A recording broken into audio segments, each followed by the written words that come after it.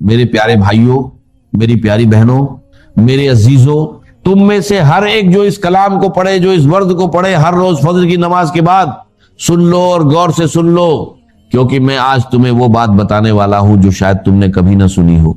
और जब तुम सुनोगे तो तुम्हारी रात बदल जाएगी, तुम्हारा दिल बदल जाएगा, तुम्हारी जिंदगी बदल जाएगी, तुम्हारी तकदीर बदल जाएगी। और तुम उस दिन को अपनी आंखों से देखोगे जब तुम कहोगे कि ये वो घड़ी थी जिसने मुझे नया इंसान बना दिया। ये वो वक्त है जब खुदा पाक अपने फरिश्तों को हुक्म देता है, जाओ और इस बंदे के घर को भर दो, इसकी जिंदगी को भर दो, इसके नसीब को भर दो, इसके रिज़्क़ को भर दो, इसके दिल को सुकून से भर दो और इसके घर को रहमत से भर दो। और फिर वो फरिश्ते रुक जाते हैं, ठहर जाते हैं, कहीं और नहीं जाते, क्योंकि उन्हें हुक्म मिला होता है कि इस बंदे के पास खड़े रहो, इसके लिए दुआ करो, इसके लिए रहमत मांगो, इसके लिए बरकत तलब करो, इसके लिए आसमान की तरफ हाथ उठाओ। और जब फरिश्ते हाथ उठाते हैं तो आसमान की तारीख बदल जाती है, क्योंकि फरिश्ते की दुआ के आगे कोई पर्दा नहीं, कोई रुकावट नहीं, कोई दीवार नहीं, सीधी जाती है अर्श मुअल्ला तक और वहां से वापस आती है तो बरकतों का समंदर लेकर आती। और मैं तुम्हें बता दूं मेरे अजीजों, अभी जो मैं तुम्हें सुनाने वाला हूं ये वो कलाम है जो इस दुनिया में बहुत कम लोगों ने सुना है, बहुत कम कल्बों ने चखा है, बहुत कम रूहों ने महसूस किया है। और जब तुम सुनोगे तो तुम रात को सो नहीं पाओगे, लेकिन ये परेशानी की वजह से नहीं होगा, बल्कि तुम्हारा दिल तुम्हें कह रहा होगा, उठ, इसे पढ़, इसे पढ़, इसे पढ़, क्योंकि ये तेरा मौका है, ये तेरी घड़ी है, ये तेरी मंजिल है, ये तेरी जीत का सुबह है, ये तेरी कामयाबी का दरवाजा है। और अगर तूने इस दरवाजे को खटखटाया तो मालिक कायनात खुद तेरे लिए दरवाजा खोलेगा, वो दरवाजा जो तू समझता था कि हमेशा के लिए बंद हो गया। तुम में से कितने लोग फजर पढ़कर फौरन सो जाते हो? कितने लोग फजर के बाद मोबाइल उठा लेते हो और इस कीमती वक्त को बर्बाद कर देते हो? कितने लोग ये नहीं जानते कि फजर के बाद के ये चंद लम्हात, ये चंद मिनट, ये चंद सांसें तुम्हारी पूरी जिंदगी बदल सकती हैं, तुम्हारी पूरी तकदीर का रुख मोड़ सकती हैं, तुम्हारे घर की तंगी को फराखी से बदल सकती हैं, तुम्हारे दिल की बेकरारी को सुकून से बदल सकती हैं। खुदा की कसम, फजर के बाद आसमान के दरवाजे खास तरीके से खुलते हैं। ये वो वक्त है जब खुदा रिज़्क़ तकसीम करता है, ये वो वक्त है जब फरिश्ते जमीन पर नाजिल होते हैं, ये वो वक्त है जब अगर तुम सही कलमात पढ़ो, सही दिल से पढ़ो, सही नीयत से पढ़ो, अपनी पूरी जात को इस वक्त में डुबो दो, अपनी पूरी हस्ती को खुदा के सामने पेश कर दो, तो खुदा पाक खुद अपने फरिश्तों को हुक्म देता है कि जाओ और इस बंदे के घर को भर दो, इसकी जिंदगी को भर दो, इसके नसीब को भर दो, इसके रिज़्क़ को भर दो, इसके दिल को सुकून से भर दो, इसकी रूह को नूर से भर दो, इसकी फिक्र को तस्कीन से भर दो और इसकी दुआओं को कबूलियत से भर दो। और मैंने ये अपनी आंखों से देखा है, खुदा की कसम, जो बड़ा है, जो बरतर है, जो सब कुछ देखता है और सब कुछ सुनता है, मैं वो औरत थी जो फज्र पढ़कर फौरन सो जाती थी। मुझे कभी अंदाजा नहीं था कि फज्र के बाद के ये लम्हात मेरी तकदीर बदल सकते हैं, मेरी जिंदगी पलट सकते हैं, मेरे दरिया इस जिंदगी को मोड़ सकते हैं। मैं सोचती थी कि मेरी तकदीर में जो लिखा है वही होगा, मेरा रिज़्क़ जितना है वही रहेगा, मेरी जिंदगी जैसी चल रही है वैसी ही चलती रहेगी। लेकिन फिर वो दिन आया जब मुझे ये वर्द मिली, वो कलाम जो फजर के बाद पढ़ा जाता है तो आसमान हिल जाता है, फरिश्ते कांप जाते हैं, अर्श हिल जाता है, रहमत की बारिश हो जाती है और खुदा पाक मुस्कुराता है अपने बंदे पर। मैंने पहले दिन पढ़ा, कुछ नहीं हुआ, मैंने सोचा कि शायद मुझसे कोई खता हो गई। दूसरे दिन फिर पढ़ा, मेरे दिल में एक सुकून आया जो मैंने कभी महसूस नहीं किया था। मेरे दिल की धड़कन बदली, मेरी सांसें बदली, मेरा अंदाज फिक्र बदला। तीसरे दिन पढ़ा और खुदा की कसम रिज़्क़ आया ऐसी जगह से जिसका मैंने कभी तसव्वुर भी नहीं किया था, उस जगह से जहां मैंने कभी उम्मीद नहीं रखी थी, उस रास्ते से जो मेरे लिए बंद लगता था। और उस दिन से आज तक मैंने तंगी नहीं देखी, मैंने किसी के सामने हाथ नहीं फैलाए, किसी से मदद नहीं मांगी, किसी से शिकवा नहीं किया, किसी से गिला नहीं किया, क्योंकि खुदा ने मेरे लिए ऐसे दरवाजे खोले जिनका मुझे इल्म नहीं था कि वो मौजूद हैं।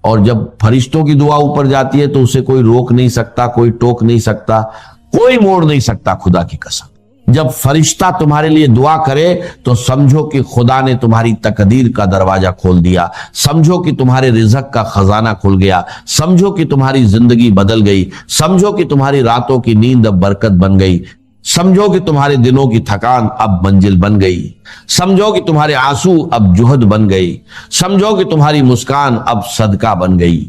تصور کرو فجر کی برکت اور یہ ورد مل جائیں تو حرکت ہوتی ہے, آسمان ہلتا ہے, رزق دوڑتا ہے, تقدیر بدلتی ہے.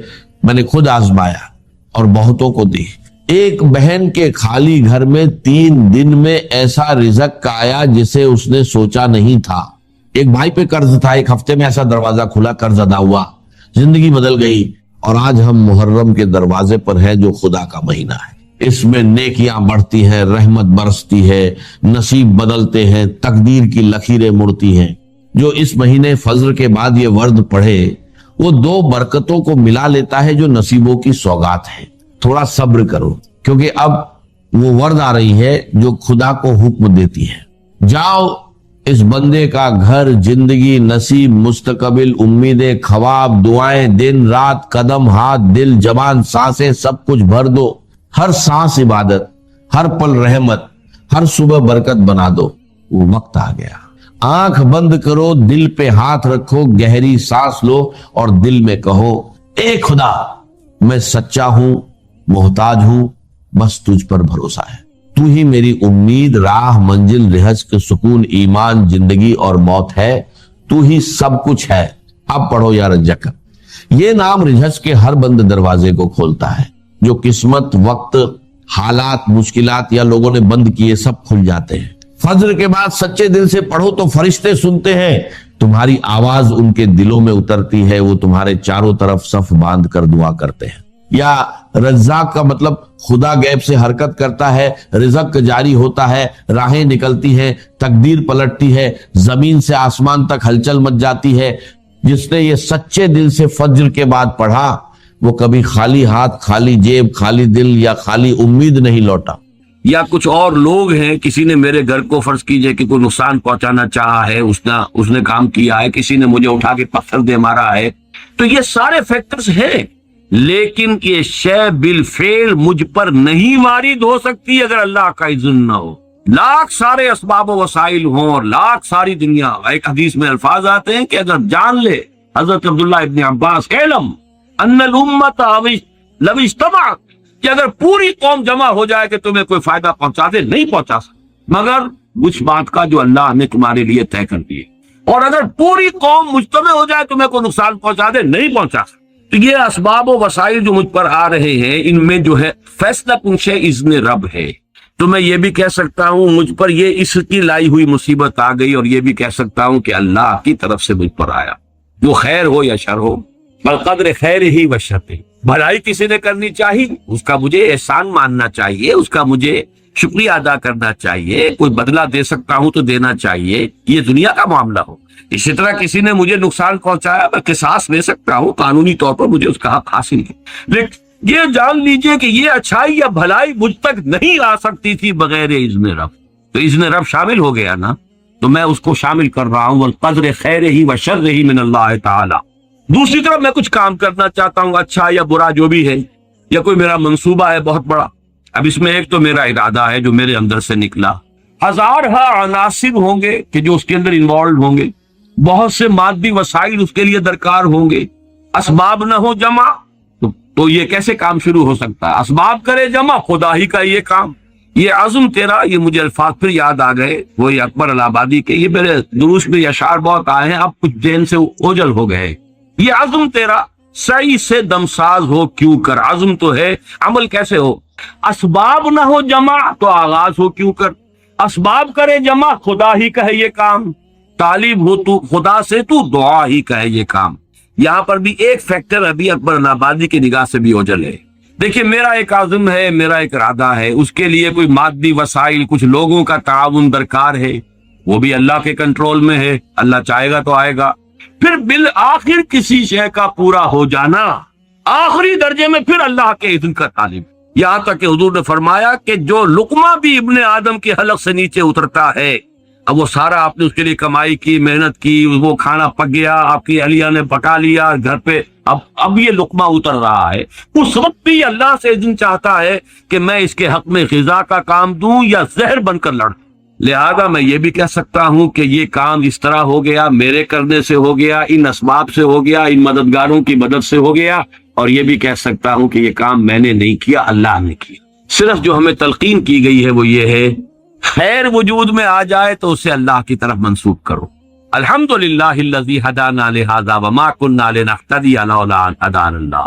کل حق، کل شکر، کل تعریف اس اللہ کی جس نے ہمیں ہدایت عطا فرمائی۔ ہم ہرگز ہدایت نہ پا سکتے اگر اللہ ہمیں ہدایت نہ، غلطی ہو جائے تو اسے اپنی جانب منسوب کرو۔ ربنا ظلمنا انفسنا وان لم تغفر لنا وترحمنا لنکونن۔ شیطنت اس کے برعکس ہے، خیر ہے تو میری، میں نے کی، اور شر ہے تو اللہ تو نے کروایا۔ فبما اغویتنی، اے اللہ تو نے جو مجھے اغوا کیا ہے، تو اب میں ثابت کر کے رہوں گا کہ یہ آدم اس اکرام و تکریم کا مستحق نہیں تھا جو تو نے اس کو عطا کر دی۔ یہ ہے شیطنت، شیطانیت، اور وہ ہے آدمیت۔ غلطی ہو، خرابی ہو، اپنی طرف منسوب کرو، اور اگر کوئی خیر ہے اللہ۔ اب آئیے اگلا لوگ جو سیکشن ہے، شیٹ نہیں۔ اللہ ہر چیز پر قادر بھی ہے اور قاہر بھی۔ یہ میں نے الفاظ آپ سے کہا تھا کہ آج میں یہ ایڈ کر کے لایا ہوں تاکہ بات اب کھل جائے۔ آج کوئی پہلو جو ہے میرے امکانی حد تک اس میں جو ہے مشتبہ اور خفی نہ رہ جائے۔ ہوا علی کل شیء قدیر، یہ تو بے شمار آیات مرتبہ آیا ہے۔ وَهُوَ الْقَاهِرُ فَوْقَ عِبَادِهِ، یہ بھی دو مرتبہ۔ لہٰذا انسان کو جو قدرت بھی حاصل ہے وہ محدود بھی ہے اور مستعار بھی ہے، یہ دونوں الفاظ نوٹ کیجئے۔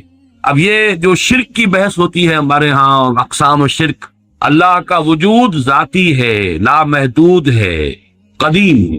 ما سوا کا وجود عطائی ہے، اللہ نے عطا کیا ہے، حادث ہے، محدود ہے۔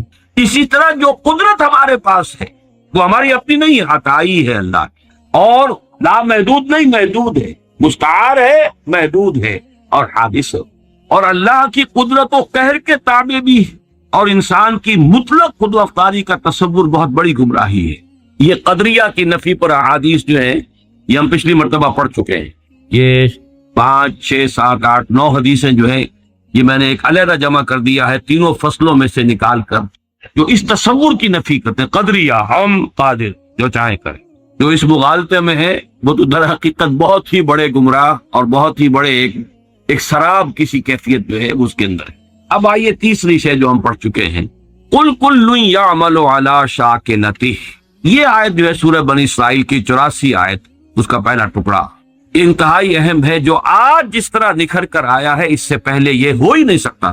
شاکلہ، پیٹرن، آپ نے کوئی چیز ڈھالنی ہے کسی فولاد کی، کسی اور چیز کی، تو اس کے لیے لکڑی کا پہلے، جسے ہمارے مستری لوگ پاٹن کہتے ہیں، پاٹن بنا لو پہلے، تو پیٹرن بنتا ہے، تاکہ آپ نے لوہے کو پگھلایا، تانبے کو پگھلایا، پگھلا کے اس میں ڈالیں گے تو اسی کے مطابق اس کی شکل ہو جائے گی۔ شاکل، شکل دینے والا، تو اس کو جو فارم دینے والی شے ہے وہ اس کا فرما، جس کو ہم کہہ دیتے ہیں، وہ فارم ہے نا، فرما، یہ فرما ہے جو اس کو فارم عطا کرے گا، یا یہ کہ یہ پیٹرن ہے، پیٹرن ہے، اس کے اندر ڈھلے گی جو شے اسی کے مطابق ہو جائے، وہ ہے شاکل۔ اور یہ شاکلہ جو ہے آج ہمیں معلوم ہے جینز کے حوالے سے۔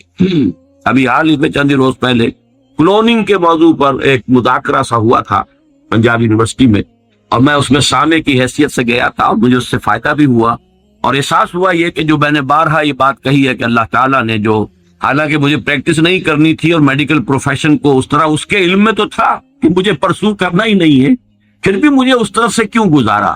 اگر میں اس میں سے نہ گزرا ہوتا تو یہ ساری بحثیں میرے سر کے اوپر سے گزر جاتی، میں ان کو بالکل سمجھ نہ سکتا۔ لیکن چونکہ وہ بایولوجی اور اناٹومی اور فزیولوجی اور ایمبریولوجی اور یہ چیزیں پڑھی ہیں، سیل سٹرکچر پڑھا تھا، تو وہ چیز سمجھ میں آتی۔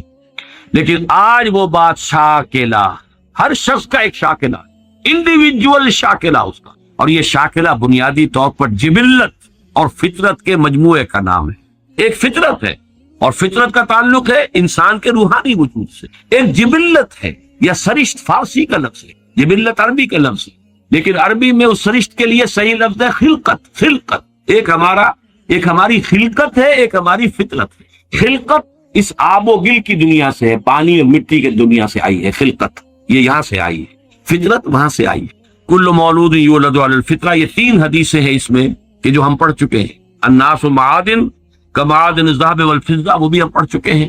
کل مولود یولد علی الفطرہ، وہ بھی ہم پڑھ چکے ہیں۔ اور اہم ترین حدیث یہ ہے کہ فإنه يسير إلى ما جبل عليه، اگر تم سنو کہ کسی انسان کی، تو اگر تمہیں یہ کوئی سنائے آ کر کے کوہ احد اپنی جگہ سے ٹل گیا تو مان لینا کہ ہاں یہ ہو سکتا ہے، ممکن ہے۔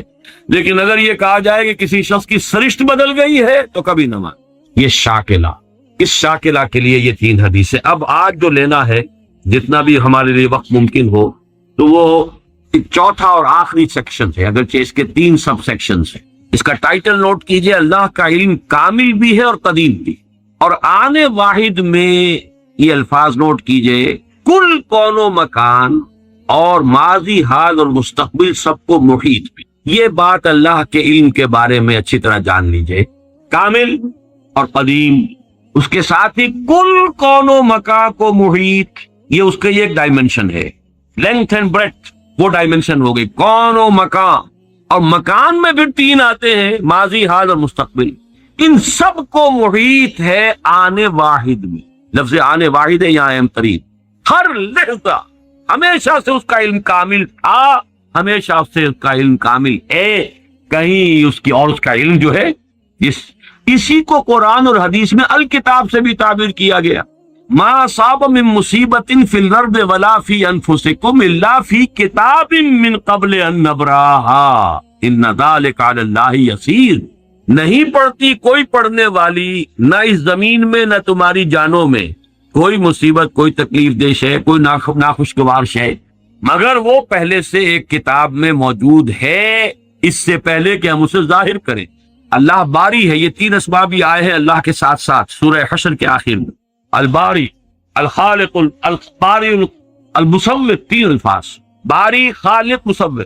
باری کسی شے کو ظاہر کرنا، اور اس میں فلسفہ یہ ہے، یہ پھر علم کلام کی بحثیں ہو جائیں گی کہ دیکھیے کوئی شخص، کوئی آرکیٹیکٹ ہے، اس کے دماغ میں پہلے ہوئیولا بلڈنگ کا بن جاتا ہے، تب وہ پینسل اٹھاتا ہے، اس کا سکیچ بناتا ہے، یہاں بن چکی ہے بلڈنگ، یہاں کانسیپٹ آ چکا ہے، دماغ میں ہے۔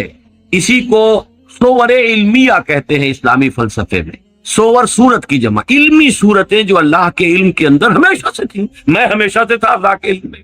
کیا ممکن ہے کہ علم الہی پر کوئی لحظہ ایسا گزرا ہو کہ جس میں میں موجود نہ ہوں، کہ آپ موجود نہ ہو؟ ذرا کبھی اس کے تصور کریں گے، مراقبہ کریں گے تو بڑا یوفوریا ہو جائے گا ایک دم، پھر سبحانی معظم شانی بھی آپ کی زبان سے نکل سکتا ہے۔ میں تو ہمیشہ سے اللہ کے علم میں ہوں، اس اعتبار سے میں خود بھی علمی اعتبار سے ہمیشہ سے موجود۔ ہاں، ایک وقت میں صرف اللہ کے علم میں تھا، اس کے بعد اللہ نے مجھے ظاہر۔ هو اللہ الذی لا الہ الا هو الملک القدوس السلام المؤمن المہیمن العزیز الجبار المتکبر سبحان اللہ عما یشرکون هو اللہ الخالق البارئ المصور له الاسماء الحسنى۔ تخلیق ذہنی پہلے ہے، وہ تخلیق ذہن میں بنتی، علم الہی میں صور علمیہ کی شکل میں موجود تھی، اب باری برا اس کو ظاہر کیا، اس کو نمایاں کیا، وہ باہر آیا، اور اب اس کو تصویر کی شکل عطا کی گئی۔ یہ تصویہ اور تصویر ایک ہی لفظ ہے، خلق فسوى والذی قدر فہدی۔ تو اس الکتاب میں جو کچھ لکھا ہوا موجود ہے، اس میں درج کوئی شے غلط نہیں ہو سکتی۔ کیا اللہ کا علم کسی مرحلے پر جا کر غلط ثابت ہو سکتا؟ معاذ اللہ۔ اب ان 2 چیزوں کو ذہن میں رکھیے، علم کے حوالے سے، اور تقدیر کا اصل مسئلہ جو ہے، جو الجھتا ہے، وہ اس مسئلے کو نہ سمجھنے کی وجہ سے۔ لیکن جو الفاظ لکھے ہیں آخری اس کو نوٹ کیجئے، البتہ اللہ کا یہ علم قدیم و قطعی، قدیم بھی ہے، قطعی ہے، پری نالج، جبر محض، یعنی پری ڈیسٹینیشن، یہ فیٹرلزم جس کو کہتے ہیں، فیٹرلزم، ہر چیز پہلے سے طے ہے، متعین ہے، طے ہے، اور ہمارے ہاتھ میں کچھ نہیں، ہم کچھ نہیں کر سکتے، یہ اس کی نفی۔ یہ دونوں چیزیں لازم و ملزوم نہیں ہے، کوئی مستلزم نہیں ہے۔ پری نالج اور سے ہے، پری ڈیسٹینیشن اور سے۔ اس کے درمیان اگر آپ ستے امتیاز کھینچ دیں گے تو کبھی کوئی تشویش نہیں ہے، چاہے بحث میں الجھ جائیں، اگر کوئی آپ کو الجھائے، اس کا تو نتیجہ یہ نکلتا ہے، پھر اس کا تو یہ نتیجہ نکلتا ہے، تو اس سے یہ لازم آتا ہے، وہ پھر الجھ جائے گی، جس سے سختی سے روک دیا ہے۔ اگر تو علیکم، اگر اب اعلیٰ امید تو عمل ہادہ ہو سکتا۔ دیکھیے نوٹ کیسے، الفاظ کیسے، کیا وہ اس کام کے لیے بھیجا گیا ہو؟ لیکن یہ کہ بات سمجھ میں آتی ہے اگر اس میں یہ حد فاصل قائم کر دیا جائے، اللہ کا علم قدیم و قطعی یہ پری نالج ہے، لیکن یہ پری ڈیسٹینیشن یا فیٹلزم جس کو ہم کہتے ہیں اس کو مستلزم نہیں ہے، ان دونوں کے درمیان رشتہ علیحدہ۔ اس کے حوالے سے آج کچھ حدیثیں پڑھیں گے جتنی بھی آج پڑھی جا سکے۔ اس میں سے پہلی 10 حدیثیں تو ہیں کہ جو مشکات شریف میں جو باب ہے ایمان بالقدر، اس کی جو فصل اول ہے، یعنی حدیثیں یا وہ بخاری کی ہیں یا مسلم کی ہیں یا ان سب دونوں میں موجود ہے تو متفق علیہ۔ عن عبداللہ ابن عمرو رضی اللہ تعالی عنہما، عبداللہ ابن عمرو بن العاص رضی اللہ تعالی عنہما سے مروی ہے، قال، وہ فرماتے ہیں قال رسول اللہ صلی اللہ علیہ وسلم کتب اللہ مقادیر الخلائق قبل ان يخلق السماوات والارض ب50,000 سنہ قال وکان عرشہ علی الماء، رواہ مسلم۔ یہ حدیث پھر بھی آئے گی بعد میں 16ویں نمبر پر اگر ہم وہاں تک ہم پہنچ گئے تو، لیکن یہاں نوٹ کر لیں جو بھی نوٹ کر رہے ہوں کہ یہی مضمون اس میں بھی۔ حضرت عبداللہ ابن عمر فرماتے ہیں کہ اللہ تعالیٰ نے آسمانوں اور زمین کی تخلیق سے 50,000 سال قبل تمام مقادیر لکھ دی تھی۔ وَكَانَ عَرْشُهُ عَلَى الْمَاءِ، اس کو ابھی ہم بالکل نہیں سمجھ سکتے، یہ وہ ہے کہ جس کو ہم کہیں گے کہ یہ جس کو متشابہات میں سے شمار کیا۔ لیکن دیکھیے یہاں جو بات سمجھنے کی ہے موجودہ سائنس کے اعتبار سے، سائنس جہاں تک ہمیں آج لے کر گئی ہے وہ بگ بینگ، تو سمجھتے ہیں بس that is the beginning of the creation. That is wrong. That is the beginning of the second phase of the creation. The material world started with the big bang. اس سے پہلے spiritual world، عالم ارواح، عالم امر کہیں، عالم ارواح کہیں، جو کل کا کل نورانی تھا، ارواح انسانیہ، ارواح ملائکہ تو خود ہے ہی مجسم ارواح، یہ موجود تھی اور وہ نورانی ہے۔ اس کے بعد بگ بینگ کا مرحلہ آیا، اس کے بعد میٹیریل ورلڈ، سماوات والارض جس کو قرآن کہتا ہے وہ ورلڈ آف میٹر۔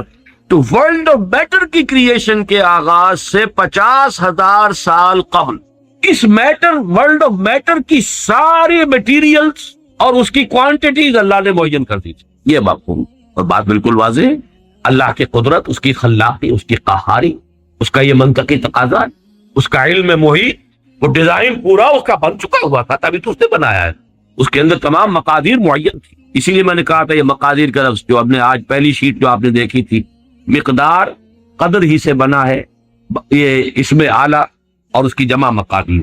دوسری حدیث وعن ابن عمر رضی اللہ تعالی عنہما قال قال رسول اللہ صلی اللہ علیہ وسلم کل شیء بقدر حتی العجز والکیس، ہر شے، حضرت عبداللہ ابن عمر رضی اللہ تعالی عنہما فرماتے ہیں کہ حضور نے ارشاد فرمایا کہ ہر شے ایک اندازے کے مطابق معین ہو چکی ہے، یہاں تک کہ کسی کا عاجز ہو جاتا۔ اب عاجز کے مختلف پہلو ہوتے ہیں، عاجز یہ ہے، بزدلی کو بھی عاجزی کہا جائے گا، آدمی کسی کام کرنے سے کسی وجہ سے عاجز ہے، وہ بھی یہ شاکلہ کا حصہ ہے، یہ اس کے جینز ہے، اس کے اندر آیا ہے یہ سب کچھ۔ کوئی بہادر ہے، کسی میں تحور زیادہ ہے، کسی میں احتیاط پسندی زیادہ ہے، مصلحت کوشی زیادہ ہے، کوئی حساب کتاب سے چلنے والا ہے، جو کوئی جو ہے بکٹر دوڑنے والا، یہ چیزیں حتی العجز والکیس، کیس کہتے ہیں ذہانت، الکیس من دان نفسہ وعمل لما بعد الموت، کیس، یہ باب یہ اصل میں صفت مشبہ بن گیا، کیسن فعیل کے وزن پر، کیسن جس میں ذہانت فطانت بہت۔ اب یہ ذہانت کسی کی کتنی ہے، ذہانت نہیں بڑھ سکتی، شارپ کی جا سکتی ہے، آپ چھری کو تیز کر لیجئے لیکن یہ کہ اس کا سائز تو وہی رہے گا، چھری تو وہی رہے گی، لیکن یہ کہ ذہانت کو آپ شارپن کر لیں یا ذہانت کو آپ بروئے کار لے آئیں، لیکن وہ جو بھی دی ہے اللہ نے وہ اتنی، اس کے اندر اضافہ نہیں۔ یہ ان بلٹ چیزیں ہیں، گیون چیزیں ہیں انسان کے لیے، یہ اس کے شاکلہ کا جز ہے۔ تیسری حدیث وعن ابی ہریرہ قال، اور یہ جو روایت تھی یہ بھی امام مسلم کی تھی اور تیسری بھی امام مسلم کی ہے۔